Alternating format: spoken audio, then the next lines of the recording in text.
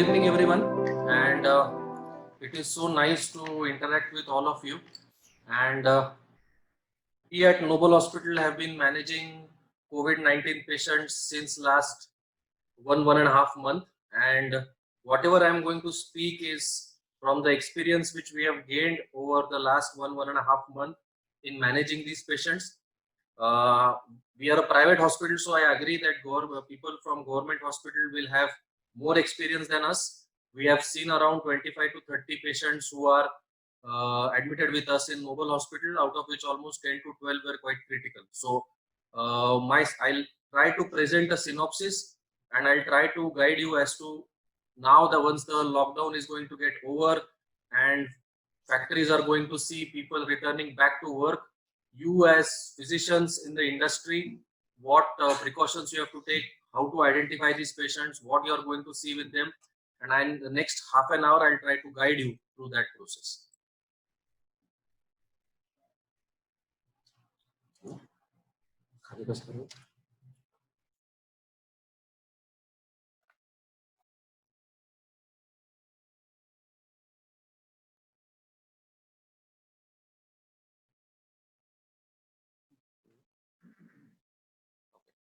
So as you know, on 31st of December 2019, China informed the world that there was a sudden splurge in cases of pneumonia, which they said as we don't know who the etiologic agent of that pneumonia is. It was seen in the Wuhan province, Hubei province of China, and they reported it to China CDC, saying that we are seeing a lot of cases of pneumonia, patients coming in with fever, cough, cold, breathlessness, and we don't know who the etiologic agent is. Suddenly, the WHO had sounded an alarm that there is probably a viral pneumonia going around in China. By 9th of January, we had an etiologic agent. The China CDC had said that this etiologic agent is a coronavirus. So they now knew that the increased number of cases they were seeing in China were viral pneumonia, and the etiologic agent was a coronavirus. So coronavirus was already there. We were already seeing coronaviruses. As you know, 4 coronaviruses are very commonly causing upper respiratory tract infection in adults. So there were 4 adult coronaviruses who were causing upper respiratory tract infection. After that, there was the 2003 SARS epidemic, which occurred in Guangdong, which took about 8,000 lives with a mortality rate of almost 10%. In 2012, we saw the 6th coronavirus, which was the Middle East respiratory syndrome, which was seen in Saudi Arabia. That was also a coronavirus. The infection had gone from camels to humans, and that also there was a pneumonia, and it had a very high fatality rate, almost 33%. So this was the 7th coronavirus which we are seeing. This was the 7th coronavirus, a beta coronavirus and RNA virus. On 9th of January, China CDC identified this coronavirus. On 13th of January, China CDC put out the genome of the virus. So within 4 days, they identified the etiologic agent, they identified the complete genome of the virus, and they put it in a public database. So we could identify what the genome was, and from then all the PCR tests which we have now, all the treatments which we have now are all because that genome was put out by China CDC. After that, you know that China almost had 85,000 cases, almost 3,500 deaths. After that, this disease has now spread to 192 countries. India is no exception. India has almost now 45,000 cases and almost 15 to 1,600 deaths. So India also has been hit hard, and majority of them are cities like Mumbai, Pune, Delhi, Chennai, Indore, which are actually, and now Ahmedabad in Gujarat, who are now the industrial hubs. The cities with maximum population density are now showing maximum number of cases and maximum number of deaths because of coronavirus. So we all stay in Pune. It is an industrial town. It is a highly dense populated town. We are now opening up. Yesterday, everybody saw the amount of rush there was at liquor centers. as soon as we open up the economy more and more, we as physicians in the industry and in the community might encounter more and more cases of coronavirus, and we need to keep a watch on what is happening.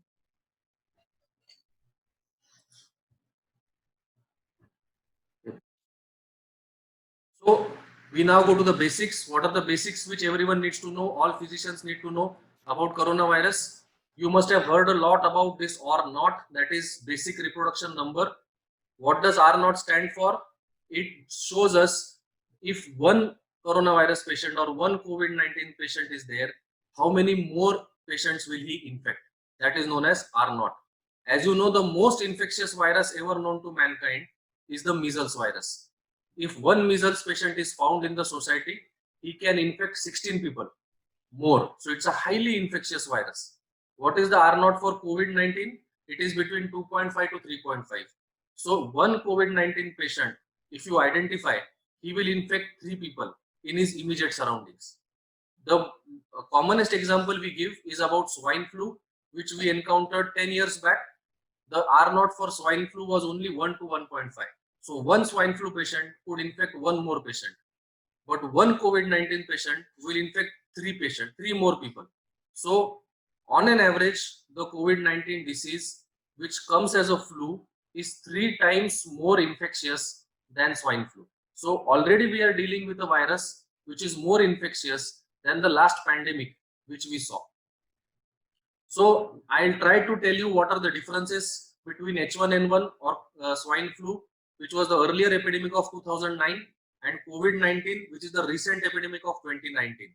So I have already said COVID-19 is 3 times more infectious than H1N1. Incubation period of COVID-19 is longer. So once you get infected with COVID-19, you will have no symptoms for almost an average of 5 to 6 days. After 5 to 6 days, the symptoms will start. On the other hand, H1N1, once you get infected, you will have developed symptoms within 2 days. So the incubation period is longer for COVID-19.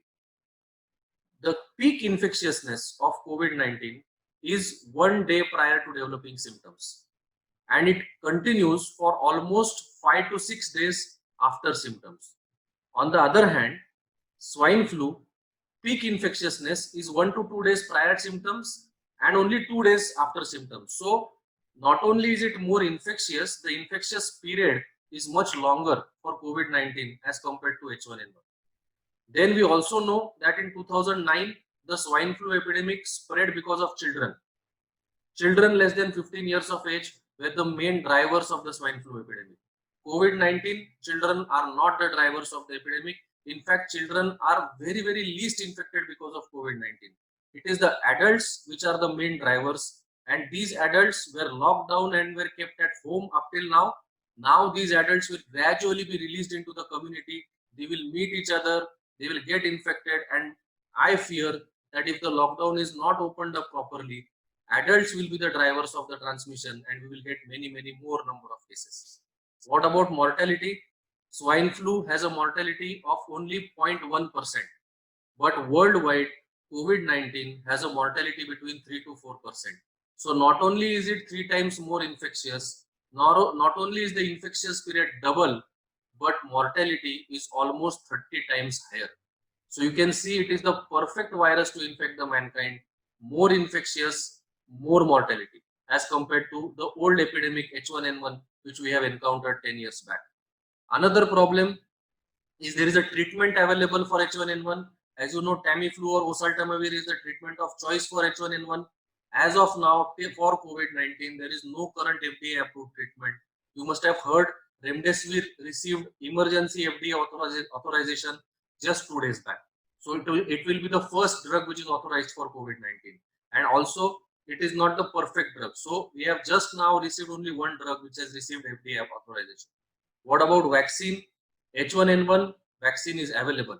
We give it every year into influenza vaccine to our patients. But as of now, there is no FDA approved vaccine for COVID-19. So it's the perfect storm. Highly infectious, very high kill rate, no FDA approved treatment available in India, no vaccine. So what do we do? And I'll tell you what we can do. We can do a lot of things to prevent it.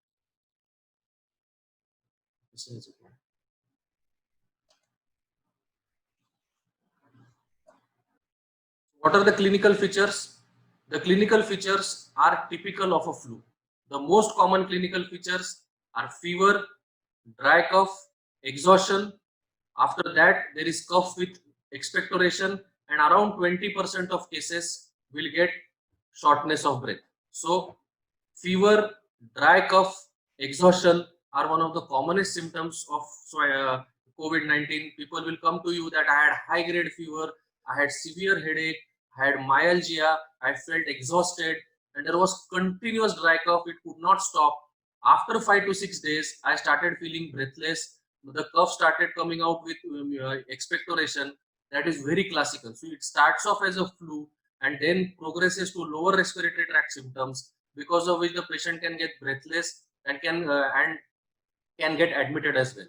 On the other hand, now new symptoms have come up for this disease. Some of them are diarrhea, which is very common in early stage of the epidemic. So fever with diarrhea could also be a symptom of COVID-19. Fever with nausea, vomiting, stuffed nose, or URTI-like symptoms can also be seen in 5% of patients. And there are new symptoms like loss of sense of smell and taste, which can also be an early symptom of COVID-19. So patients coming to you saying, I have lost my sense of smell, I have lost my sense of taste, I don't feel better, I feel exhausted, I have body ache, I have myalgia, I had fever in the past, I had some dry cough which is now better. Please keep COVID-19 at the back of your mind. What about the epidemiology? As I said, the incubation period of this disease is only 5 days, median from 4 to 14 days. The major mode of transmission is via droplets and fomites. So many people ask me, what happens? How does the disease spread? So if you are COVID-19 positive, you have fever, cough, breathlessness, you are coughing, continuously coughing or continuously sneezing, there are certain things which come out of your nose and come out of your mouth, which are known as droplets. These droplets are more than 5 microns in diameter. And once you cough or sneeze, or even if a COVID-19 patient talks loudly, these droplets are spread in a diameter of about 6 feet, 3 to 6 feet, or 1 meter around the patient. So these droplets will come out of the mouth, come out of the nose, and these, if a person is standing within 3 to 6 feet of that patient, then it might be carried to his nose, his mouth, and he might get infected. This is one mode of transmission. Second mode of transmission is if the person coughs or sneezes and these droplets come out and these fall onto fomites which are around the patient. That means his clothes or his mobile, or if it falls on his hand and that hand touches the doorknob, that hand touches the electrical switch, and you happen to touch his clothes, you happen to touch his mobile, you happen to touch the doorknob which he has touched, or you happen to touch the lift button which he has pressed, then you can carry to your hand. That hand can go to the nose or the mouth. And it has been shown that an average person touches his nose or mouth almost 200 times a day. So that hand can carry the infection to your nose and mouth, and you can get infected. So most common mode of transmission is droplet transmission directly, or through fomite transmission. That means contaminated objects and surfaces. Then there are lots of WhatsApp messages doing the rounds saying that there is aerosol transmission as well. Aerosol is what is a smaller droplet. So droplets are more than 5 microns in diameter. Aerosols are less than 5 microns in diameter. So aerosols are not a major mode of transmission. Droplets are a major mode of transmission. Contaminated fomites are the major mode of transmission. What about orophycal mode of transmission? There were a lot of messages saying that the COVID-19 virus is excreted in feces. It is seen in stools of patients. There, it is true that COVID-19 virus is seen in the stool of the patient, but orophycal transmission of this virus is not known. So don't worry, there is no orophycal mode of transmission for this virus. What about asymptomatic transmission? This is what the concerning part is: pre-symptomatic and asymptomatic transmission. I have already said that the person is most infectious 24 to 48 hours before he develops symptoms. So maybe the person is asymptomatic, has no symptoms, but has a very high viral load in his nose and his mouth. So the droplets coming out of his nose and mouth have very high viral load and have very high infectivity. So they did seroprevalence studies in Iceland, and they found that 50% of cases of COVID-19 were asymptomatic. So these guys never got symptoms, although they got the infection, and as a result, they spread the infection to others, and they could not. As a result, they spread the infection to others, and hence, plus they develop no symptoms. So asymptomatic transmission is also known. In countries like Finland, they have found that almost 50% of cases were asymptomatic transmission. Imagine a country like India where asymptomatic transmission is occurring, where the person who is infected with COVID-19 does not know about it because he has no symptoms, and then he starts, he boards a bus, he boards a train, he boards a metro, which is packed with people, and he transmits the infection to others. This is how the epidemic spreads. So asymptomatic transmission is also known, pre-symptomatic transmission is also known.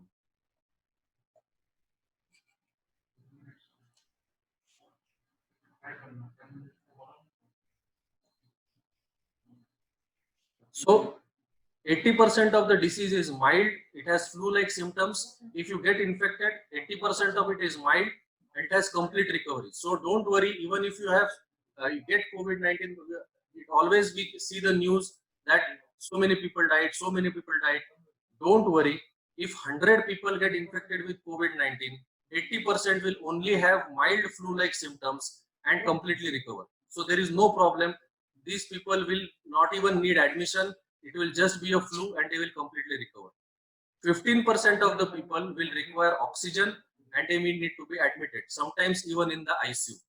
Only 5% of people are going to require ventilator, artificial respiration, and require ICU admission. So it is very clear that out of 100, only 5 people will develop complications and only those will end up in the ICU. The duration of recovery of this disease is long. If you have mild disease, it will take around 2 weeks to recover, and if it is severe, it will take around 6 weeks to recover. The case fatality rate is also quite high, as I said, around 3 to 4%. What are the complications? The commonest complication is ARDS. As you know, patient developing breathlessness, getting admitted, going on a ventilator.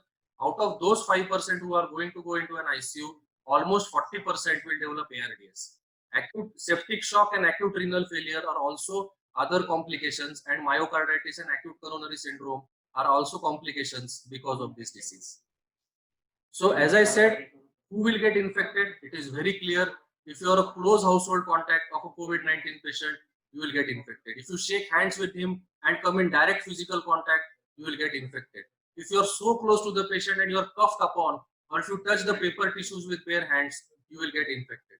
If you are within 2 meters of a COVID-19 case for more than 15 minutes, you will get infected. If you are in the same classroom, same meeting room, same hospital waiting room, or you're a doctor who is seeing these patients, you will get infected. So close contacts are one of the who are most susceptible to get infected. So who is at risk? I want to make it clear that even if you get COVID-19 infection, doesn't mean that you are going to land up in the hospital. This will affect people who are elderly. So those people who are more than 60 years of age, they are highly susceptible to COVID-19. And almost, if you are more than 60 years of age, 4% will land up in the ICU and might die. This mortality rate goes on increasing. Above 70 years of age, the mortality is 8%, and above 80%, 80 years, it is almost 15%. There are certain diseases where the age also doesn't matter. So if you have uncontrolled diabetes, uncontrolled hypertension, if you are a cancer patient, if you are an organ transplant, if you have underlying cardiovascular disease, you have had angiography, angioplasty done, then you are at risk irrespective of your age for COVID-19, and you should take care because you can land up in the hospital. So any comorbidity and age more than 60, high risk of COVID-19. So how do you test our employees for COVID-19 infection? Now everybody is going to start going to, you are going to encounter employees at your factory who are going to come to you saying, I have symptoms, please test me. So ICMR has laid clear-cut guidelines whom you can test. So if you are a doctor and you are coming in close contact with laboratory confirmed cases, you should test yourself. Person who has had an international travel history should test himself. But now there is a new term in Pune which is called as SARI. severe acute respiratory infection. So any person who comes to you with fever, cough, shortness of breath, and cough with expectoration is known as SARI. It requires admission and it requires testing for COVID-19. So all SARI cases should be tested for COVID-19. Similarly, there is something called as ILI, influenza-like illness, where all cases who come to you with influenza-like illness, with fever, cough, sore throat, and runny nose, you should test yourself for COVID-19. So any SARI who comes to you, any influenza-like illness comes to you, you are sitting in the OPD, person comes to you with fever, cough, sore throat, and runny nose, please test for COVID-19. If any SARI comes to you, fever, cough, shortness of breath, please test for COVID-19.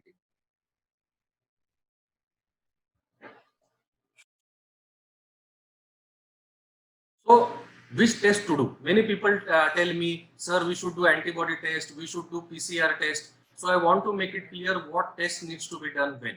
So, as you can see, the virus starts increasing on day 1. By day 14, there are no antibodies in the patient's body. So, whatever antibody test you might do, within the first 14 days, the antibody test is of no use. What is useful is just the PCR test. So any patient who is sick and admitted, who requires only a nasopharyngeal swab to be done, in which we do a nasopharyngeal swab RNA PCR to look for COVID-19 virus. After day 14, you will start getting IgG and IgM antibodies in your blood. And once you do an IgG, IgM against the COVID-19 virus, you might be able to find that the patient has antibodies. So within the first 14 days, always stick to a PCR. Nasopharyngeal swab RNA PCR is the test which needs to be done.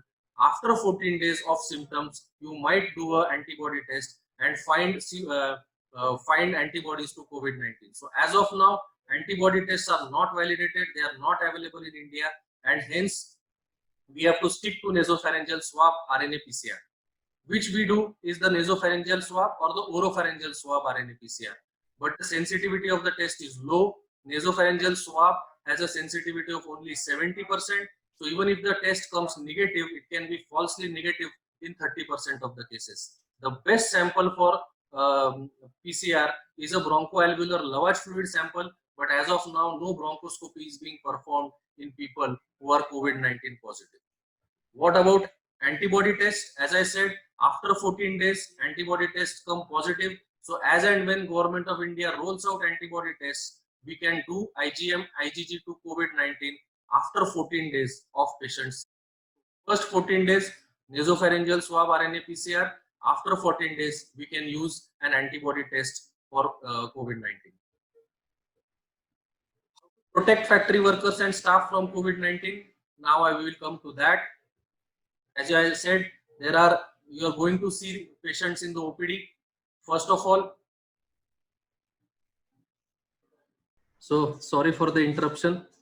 We start again. So as I said, we are now going to sit in our OPDs. We are now going to see patients who are going to come to our factories, and I feel personally that every physician who is going to see patients in the factory or in the industry should sit in the OPD with complete personal protective equipment. Complete personal protective equipment includes mask, it includes gloves, it includes gown, it includes goggles, it includes a cap. So once you are wearing complete PPE, only then sit in your OPD. Otherwise, you are risking yourself to us, as I've already said, asymptomatic transmission from patients is seen in almost 50% of cases. So to protect yourself, complete PPE is necessary. The first thing we covered was the triple layer surgical mask. As I said, it is very good to protect against droplet infections from symptomatic patients. It reduces transmission of aerosol out from your mouth by almost 50%, and it prevents you from catching infection from others by almost 80%. So it is a very good triple layer surgical mask.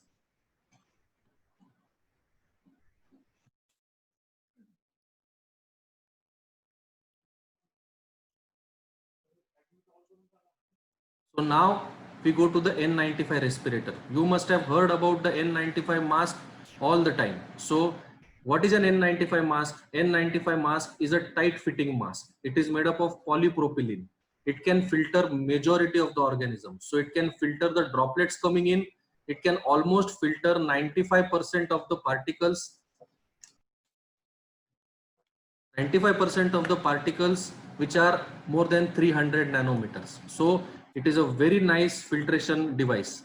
But the SARS-CoV-2 virus or the COVID-19 virus is only 80 nanometer in size. So the question might come that the filtration efficacy of an N95 mask is 300 nanometers, but the virus is only 80 nanometers. Then how come it can prevent the virus from getting into your mouth?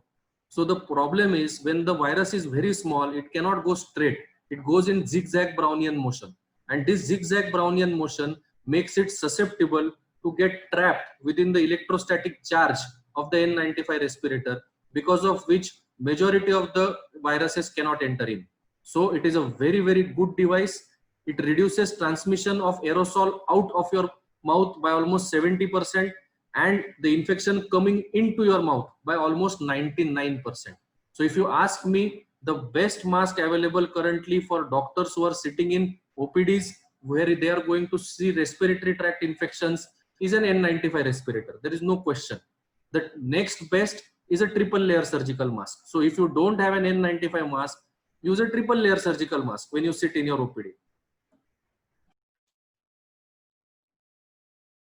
What about a cloth mask? Because majority of your patients who come to you, or majority of the workers who are there in your industry, are going to use cloth masks.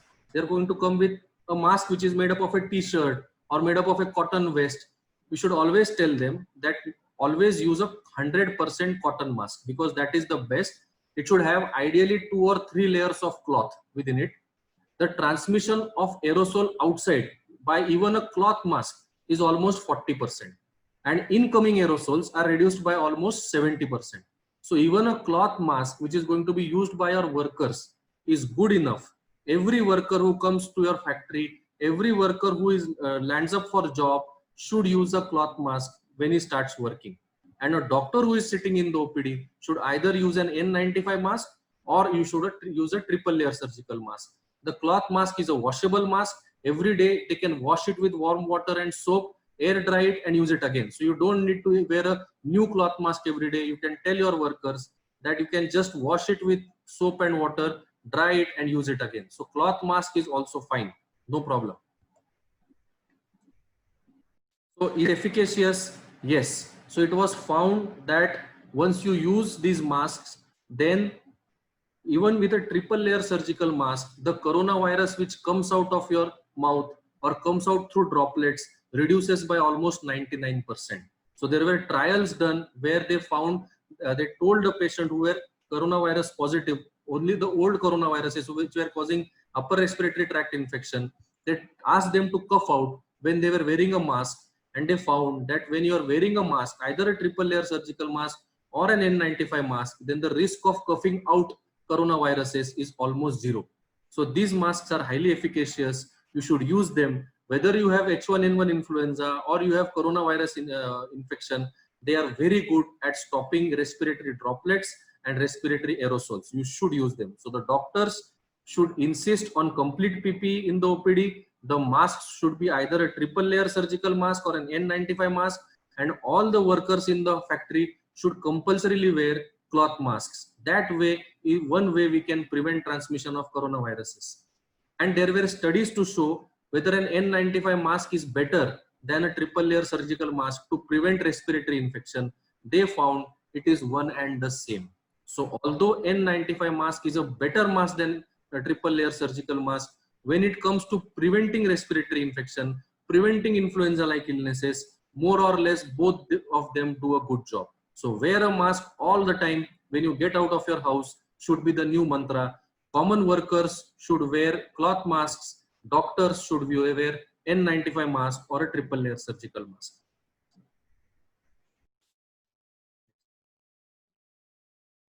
What about face shields? As I said, when you sit in your OPD, the mask is there, the gown is there, but what about the eyes? You need to protect your eyes. So you should wear a face shield because the eyes need to be protected. It can go into the eyes as well, or you can wear tight fitting goggles as well.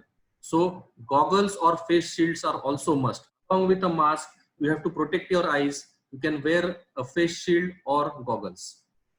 About gloves? Yes, gloves should be there. They should be nitrile gloves. They should almost come up to a half of your forearm. So it is very essential that when you sit in your OPD, you wear gloves. If uh, available, wear double gloves. The outer gloves should preferably reach your mid forearm, and they should be nitrile gloves.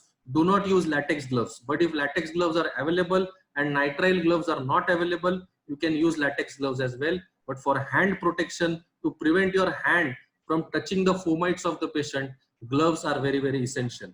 So mask is essential, face shield is essential, gloves are essential, and gown is also essential. The gown can be a surgical gown which we normally see people wearing in surgical OT, or it can be a coverall, or you can see which we see patients, people wearing in COVID ICUs. So mask, face shield, gloves, gown, very, very essential. That is complete PP, which is essential when you sit in your OPDs.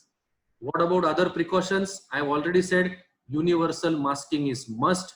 All workers coming into the factory have to wear cloth masks. All doctors coming in should wear a triple layer or a surgical mask or an N95 mask.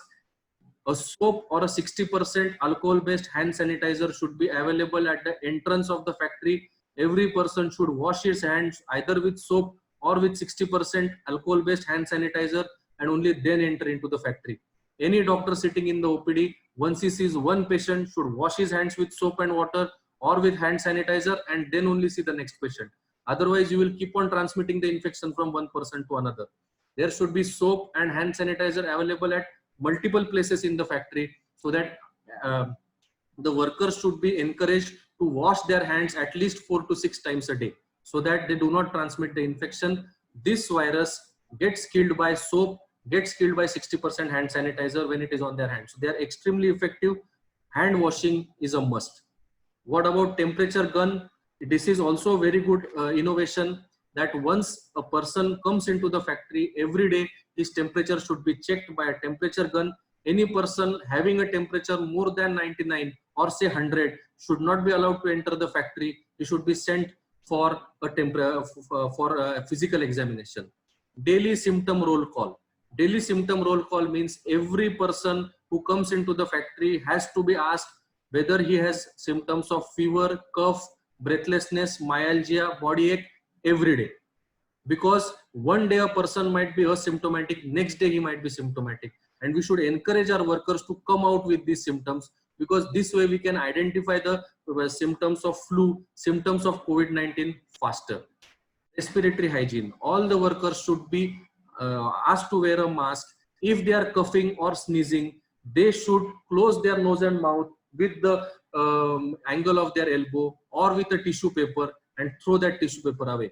They should not be coughing or sneezing without covering their nose and mouth. That is very, very essential, because if they cover their nose and mouth either with a mask or with their hands or with a tissue paper, then the spread of droplets and aerosols within your factory will stop automatically, and the transmission to workers will stop automatically. Social distancing. Time has come where we should tell our workers that they should maintain a distance of minimum 1 meter from each other. So that may, if you have 500 workers at one shift, maybe you can encourage the management to have 200 workers at a time, so that automatically social distancing is maintained. Once you maintain a social distancing of 1 meter, once everybody starts wearing masks, everybody starts washing hands, everybody stops coughing by putting a tissue paper or a mask, automatically the spread of infection will go down. IT companies should, or companies which are involved in finance, should explore working from home.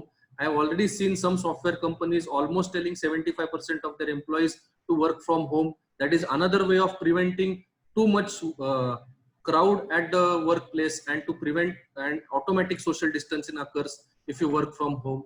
You have to have staggered lunch breaks. You cannot give lunch break to all the 500 employees at one time.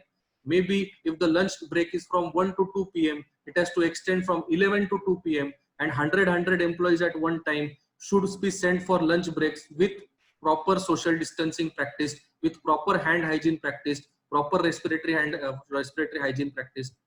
The floor of the company, the floor of your clinic, the floor of the workplace has to be cleaned with 1% sodium hypochlorite or Dettol. It is must. it should be cleaned at least once a day, because all the fomites which are going to fall on the floor, sodium hypochlorite kills the coronavirus. So any floor of the workplace has to be cleaned with 1% sodium hypochlorite. The surfaces, so your desk, your mobile, your doorknobs, your electric switches, your sink, your toilet, all has to be cleaned with 70% alcohol based solution or with Dettol. So the surface cleaning is with alcohol based hand sanitizer or with Dettol, or the floor has to be cleaned with 1% sodium hypochlorite. Almost daily this cleaning has to occur. Employees more than 60 years of age and those with severe comorbidities should be exempted from working from the next 2 months, or their duty hours should be restricted. I have already made it clear, this disease is going to affect the elderly. This disease is going to occur with severe comorbidities. So it is a responsibility of you doctors to control, to take out health checks in your industries. Those who are found heavily diabetic, heavily hypertensive, history of angiography, angioplasty, history of cancer chemotherapy, more than 60 years of age, can be asked to work from home or can be have restricted duty hours. As I said, if you follow all this, hand washing, mask usage, social distancing, surface cleaning, floor cleaning, staggered duty timings, then we can reduce the acquisition of respiratory viruses by almost 95%. So as I said, we can reduce the acquisition of respiratory viruses by almost 95%. And as I have already said, this is a new normal.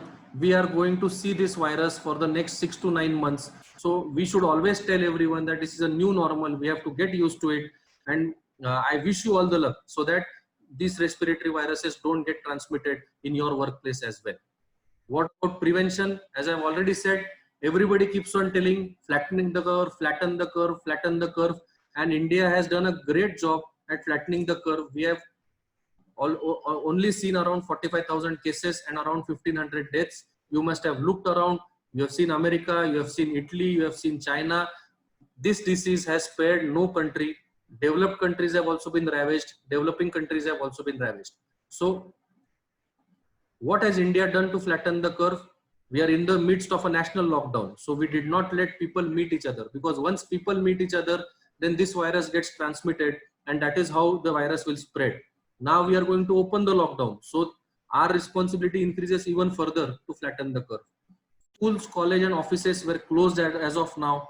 Offices are going to open, but schools and colleges are going to remain closed for at least next 2 months. So at least the young people will not be transmitting the viruses. As I have already said, the young people will not get sick because of the virus, but these young people, when they come in contact with old people at home, will transmit the disease to them, and the old people at home will fall sick. So this is also very essential. Schools and colleges will remain closed. Mass gatherings will remain stopped.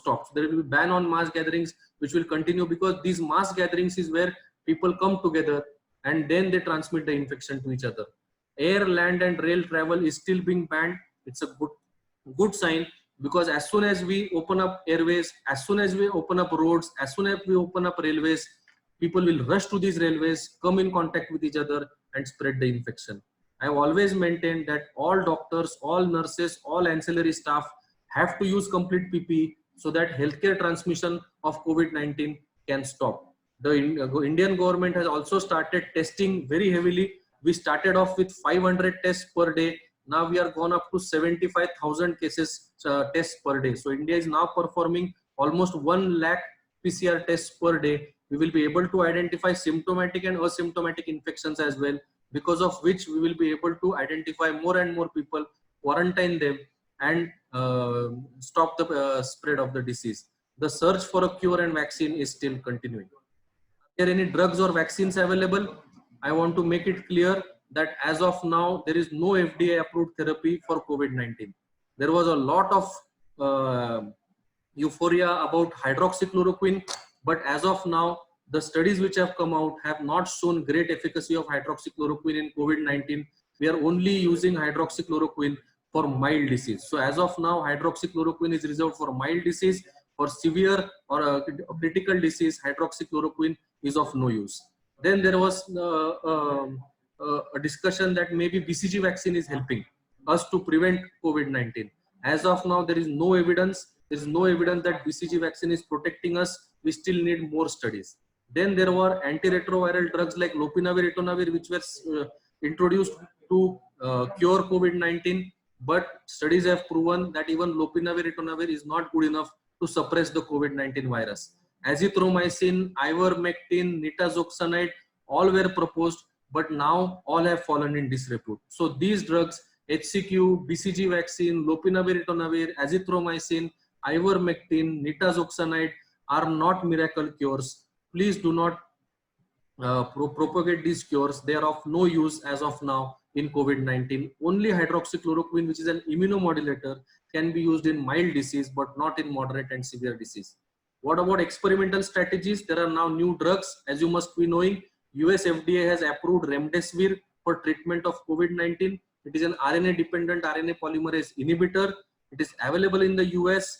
The production in India has started. Hopefully, in the next week to 10 days, we will have IV remdesivir to treat COVID-19 infection for our patients as well. What about tocilizumab, which is an IL-6 inhibitor? Tocilizumab is used in ICUs in patients who have cytokine release syndrome and multi-organ dysfunction because of COVID-19. We have used tocilizumab in Noble Hospital as well for patients who have had cytokine release syndrome. What about convalescent plasma therapy? What is convalescent plasma therapy? As you know, once a patient recovers from COVID-19, he develops antibodies in their plasma. We remove the plasma from this patient and give it to a person who is seriously ill because of COVID-19. In certain cases, convalescent plasma therapy has been found useful in places like China and USA in people with severe COVID-19. But in India, as you know, the first patient who was given convalescent plasma therapy in Mumbai died, and convalescent plasma therapy did not help him. So it is still to be used as a clinical trial, but convalescent plasma is also a exciting option for treatment of COVID-19. Main thing which helps the patient is good ICU, good ventilation, and good ICU care. So if you have a good ICU, if you have a good intensivist, you have a good anesthetist, you have a good physician, and they take good care, give noradrenaline when the BP crashes, put him on ventilator when the patient becomes breathless, maintain his fluid, maintain his diet, then it can help in improving these patients even when they are in the ICU. As of now, there is currently no vaccine available for COVID-19, and that's why I feel prevention of disease is the best strategy in the current. Thank you.